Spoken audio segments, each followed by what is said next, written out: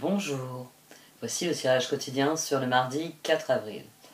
Demain, la Lune passe déjà en Balance, où elle atteindra sa taille maximale jeudi. Mercure débordant d'énergie en Taureau devrait rester la planète qui pilote cette semaine, puisqu'il sort de son carré à Pluton demain pour entamer un sextile à Saturne qui sera effectif mercredi, veille de la pleine Lune.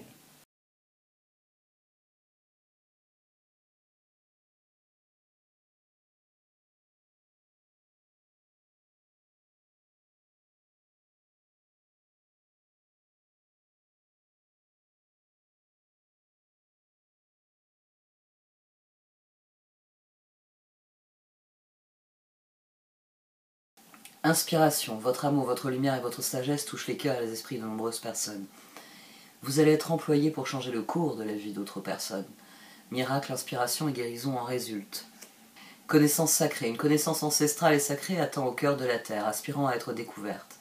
Les cristaux détiennent la clé. Connectez-vous énergétiquement avec la terre et son royaume de cristal. La guérison, l'amour et l'abondance en résultent. Le seuil. Vous vous tenez sur le seuil. Devant vous se trouve une façon d'être qui ne connaît pas la peur. C'est un passage sacré à travers un voile karmique pour entrer dans une nouvelle vie d'émancipation, de paix, de service spirituel à l'humanité et de joie pour votre âme. Prière pour passer le seuil, que je sois béni par l'amour compatissant et la protection de Kuan Yin, pendant que mon âme se prépare à traverser le seuil de la peur à l'amour dans toutes les dimensions de mon être. Om Mani Padme Hum, Om Mani Padme Hum. Bon, à nouveau des énergies très fortes. Bon, demain c'est une journée qui astrologiquement n'a pas un gros volume, mais Mercure est très actif cette semaine.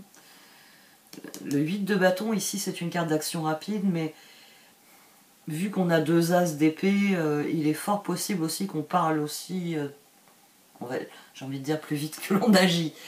Il peut y avoir beaucoup d'engagement, il peut y avoir des disputes, il peut y avoir beaucoup d'occasions de s'exprimer, si je puis dire, et de trancher. Parce que de toute façon, quand on s'exprimera, ce sera pour trancher. Empereur, transformation, as d'épée, papesse, roi de coupe. On parle avec le cœur tout de même. J'ai initié les deux tirages, les deux lignes de tirage avec un chevalier de bâton. On termine avec un as d'épée et un as de bâton. L'as d'épée était venu ici.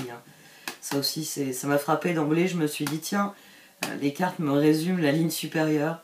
Chevalier de bâton, as d'épée, contenu dans ces deux premières cartes. 3 de pentacle.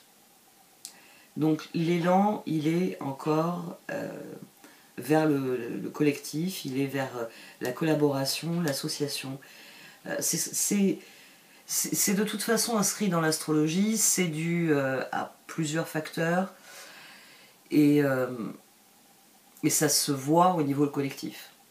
Il y a le désir de faire corps, il y a des je vais employer le terme de communauté, même si il a été beaucoup dévoyé ces dernières années, mais bon, on voit des communautés qui se rassemblent, on voit des personnes qui décident de faire communauté, de former les communautés. Chevalier de bâton, as d'épée, 3 de pentacle. De toute façon, cet empereur, il veut aller vers le groupe, il veut aller vers des collaborations. Chevalier de bâton, chevalier de pentacle, empereur. Il y a beaucoup de détermination, il y a... À mon sens, il y a l'écho du carré Mercure-Pluton ici. Alors, c'est vrai que j'en ai parlé de ce carré qui est difficile, qui est compliqué. On a une semaine qui s'annonce compliquée au niveau collectif. Mais nous allons avoir aussi 2 sextiles. C'est-à-dire j'en vais avoir un sextile avec Saturne, de Mercure, un sextile avec Saturne, un sextile avec Neptune, et une pleine lune en balance. Donc le carré, j'ai envie de dire, c'est une énergie qui est initiatrice sur la semaine, mais qui n'est pas appelée à durer. Ne serait-ce que la pleine lune, elle doit mettre fin à ce carré. Il y a des choses qu'il va falloir que l'on accepte, quoi qu'il arrive. Et le carré, c'est le symbole de « je n'accepte pas les choses ». Mercure-Pluton, on n'accepte pas la vérité, on n'accepte pas la réalité, on n'accepte pas les faits, on n'accepte pas les changements nécessaires, on n'accepte pas les compromis. Le fait que vous n'êtes pas tout seul, il y a d'autres personnes et que leur avis compte, leur existence et leur choix aussi. Parce que c'est ça, le carré. Il y a vraiment une crispation. Mais tout le reste de la semaine, nous avons une astrologie qui nous dit que malgré cette crise, qu'il va falloir dépasser cette crispation, qu'il va falloir accepter que notre voisin n'a pas forcément toutes les mêmes idées que nous, les mêmes façons de faire, les mêmes façons de voir, mais que son point de vue nous enrichit, ne nous détruit pas. Et que donc on peut cohabiter avec son point de vue. Ça va être beaucoup une question de cohabitation finalement cette semaine. Pleine lune en balance, le signe des relations par excellence, le signe qui initie les relations par excellence. 8 de bâton, 9 de bâton. Il y a concrètement des choses que l'on peut faire. La papesse, alors 8 de bâton, papesse, chevalier d'épée, 9 de bâton, 4 de coupe, transformation. Alors cette position, je la trouvais intéressante, surtout qu'on avait le 10 de bâton au dos. Vous n'avez plus besoin de pousser ou de forcer la situation ici. Les cartes, elles vous disent qu'il faut laisser les choses advenir telles qu'elles doivent advenir. Cette transformation sur le 4 de coupe, c'est pour bien vous dire que la transformation va avoir lieu, mais 9 de bâton, 4 de coupe, vous n'avez pas besoin de la forcer. D'ailleurs, là, on a 13. Le train est déjà en route, vous voyez. Ici, c'est une position qui vous dit le train est en train de rouler à pleine vitesse. Tu n'as plus besoin de l'alimenter, de balancer du charbon comme tu le faisais quand il avait besoin de prendre de la puissance. Ça vous dit que les choses sont sur les rails. Les choses sont sur les rails, cela vous encourage non pas à forcer la situation, mais à la laisser mûrir, à la laisser progresser d'elle-même. Ici, il s'agit de suivre le courant. Il s'agit de le faire en étant conscient que c'est un courant différent. Vous êtes arrivé dans des rapides, mais les rapides vous emmènent là où vous devez aller. Donc cette position, elle vous dit, n'essaye pas de combattre les rapides, c'est tire parti des rapides. Je ne sais pas si vous avez déjà fait, moi j'en ai fait, du kayak ou tout ce qui est sport de ce type.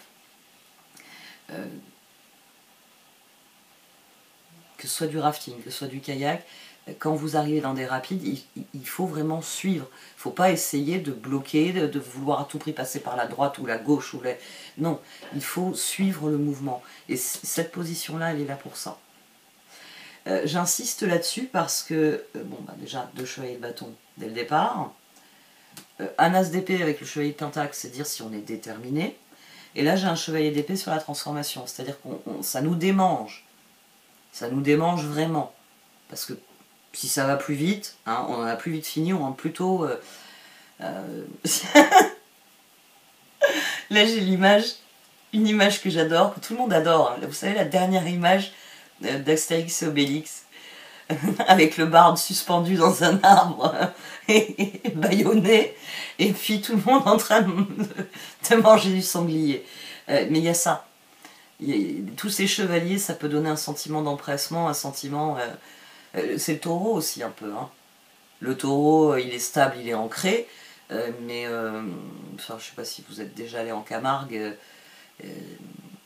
Moi, j'y passe beaucoup de temps puisque j'y ai de la famille. Quand il charge, faut pas être sur la voie du taureau, quoi. C'est le bulldozer, le truc. Il a décidé qu'il passait, il passe. Et ici, il y a cet appel-là, 8 de bâton. Papesse, il peut y avoir beaucoup d'impulsivité. Chevalier d'épée. Le cœur, il sait ce qu'il veut, il veut aller le chercher. Ça, c'est un phénomène, là, ça fait plusieurs jours que ça, c'est quelque chose que je répète. Les étoiles, le roi de coupe et l'as de bâton. C'est ce que désire le cœur. Il désire vraiment mettre en œuvre ce qu'il a toujours désiré. Et 5 d'épée, soleil, as d'épée, c'est vraiment nos décisions qui nous ouvrent la voie. Ici, on a une association qui est toujours intéressante, le pape et la justice. Elle répond bien au seuil. Elle répond bien à l'inspiration et à la connaissance sacrée. Il y a vraiment un appel qui retentit. Il y a un appel qui retentit et qui dit oui, que certaines choses doivent se terminer et que d'autres, qu'il est temps que l'équilibre revienne et que le renouveau prenne place. C'est ça l'aspiration de toute façon.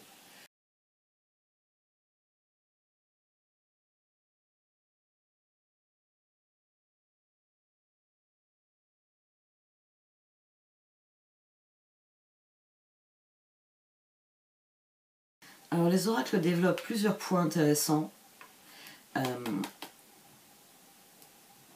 Ça, c'est le 3 de Pentacle. Les alliances évoluent, les alliances changent, des nouvelles communautés se forment. C'est la formation de nouvelles communautés, ça. Et ça sert de moteur, à l'action. Ça participe d'ailleurs, ça participe de cette position. C'est-à-dire que nous sommes parfaitement au présent et nous avons toutes les ressources à portée de main. Et au dos, on avait une carte qui nous disait que les coups de main, notamment, sont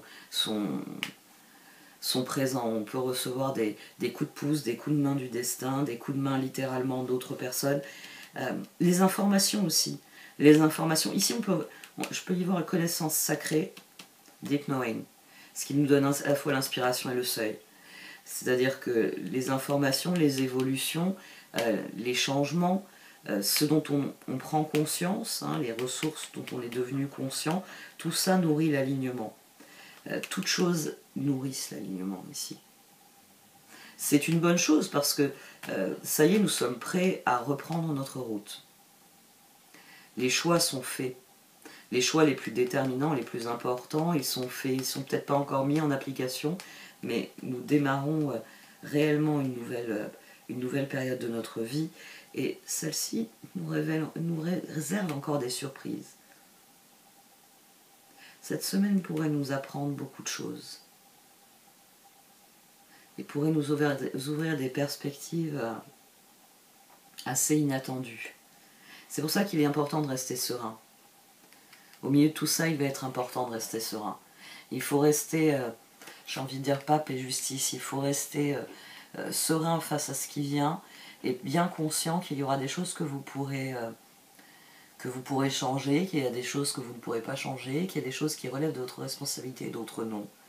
Et tout ce travail de différenciation vous permettra de vraiment voir ce que les circonstances ont à vous offrir et qui vous servent sur le long terme, voir où les changements sont aussi porteurs de choses sur le long terme. Je m'y attendais pas trop. On a eu une période où on avait beaucoup la carte qui revenait et qui est de nouveau pas mal absente, je trouve, ces derniers temps. On attire ce à quoi on dédie notre attention, elle sort de temps en temps, elle nous fait un petit guest de temps en temps, mais je trouve que To Be Fair est devenu vraiment une carte qui est très régulière. Cette idée que le moment est venu que les choses se rééquilibrent et que pour toutes les mauvaises choses, il y ait enfin un certain nombre de bonnes choses qui adviennent. Et le tirage ici, c'est ce qu'il annonce finalement. Il nous dit qu'au milieu de toutes les mauvaises choses commencent à germer, à monter en puissance les bonnes choses, et que plus nous serons conscients de ce que nous voulons accomplir, plus nous serons sereins quant à ce qui vient, et plus ce qui vient sera des changements qui nous profiteront sur le long terme, dans nos relations, mais aussi dans ce que nous accomplissons. Bon, j'arrête là. Merci de m'avoir écouté, vous pouvez liker, commenter ou partager cette vidéo. Au revoir.